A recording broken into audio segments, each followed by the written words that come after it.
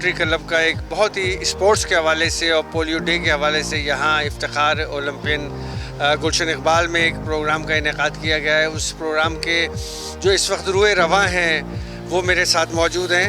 آئیے اظہار خیال لیتے ہیں اور آج کے پروگرام کے بارے میں ان سے پوچھتے ہیں کہ آج کا پروگرام ہے کیا اور اس کا کیا مقصد ہے. السلام علیکم. وعلیکم السلام. محترم, thank you very much for taking your time اور ہمارے ساتھ آپ نے جوائن کیا. میرا نام کیپٹن ساجد ہے اور میں Rotary club of Karachi capital Hills کا پریزیڈنٹ ہوں. آج ہم نے روٹری کلب نے یہاں پر ایک پروگرام ارینج کیا جس کا مقصد اب ہمارے جتنے بھی عوام ہیں, دوست ہیں, ان میں جو ایک پولیو کی بیماری ہے اس کے بارے میں آگاہی کی مہم تھی اور اس چیز کے لیے ہم یہاں پر اکٹھے ہوئے اور اس کے لیے ہم نے اسپورٹس کی ایونٹ ارینج کیے تھے اور اس کے تھرو ہم نے یہ میسیج دیا جس کے اندر تقریباً ہمارے ساتھ 500 سے 700 لوگوں نے جوائن کیا. اس کے اندر ہمارے جو چیف گیسٹ تھے محترم ڈسٹرکٹ گورنر آفتاب امام صاحب تھے جو کہ چیف کمشنر انکم ٹیکس بھی ہیں.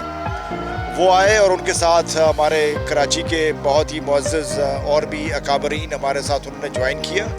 پورے کراچی کے مختلف کارنر سے آئے, دور کا سفر طے کر کے اس گراؤنڈ میں آئے اور اس کے اندر ہم نے جو اسپورٹس کی ہم نے ایک ٹیبل ٹینس ٹورنامنٹ کروایا, وہ ابھی چل رہا ہے.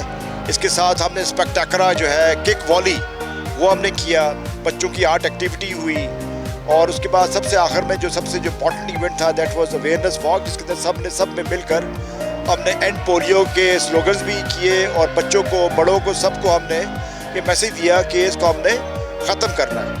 الحمدللہ اللہ کا بڑا کرم ہے کہ پاکستان میں پچھلے 9 مہینے سے کوئی کیس رپورٹ نہیں ہوا اور امید ہے کہ آئندہ بھی یہ کیسز نہیں ہوں گے.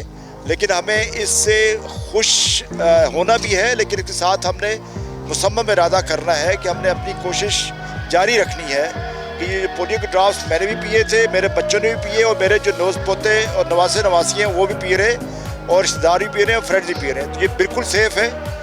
تمام والدین سے گزارش ہے کہ بغیر کسی خوف و خطر کے یہ پولیو ویکسین بچوں کو پلاتے رہیں جب تک کہ وہ اس ایج سے آؤٹ نہیں ہو جاتے.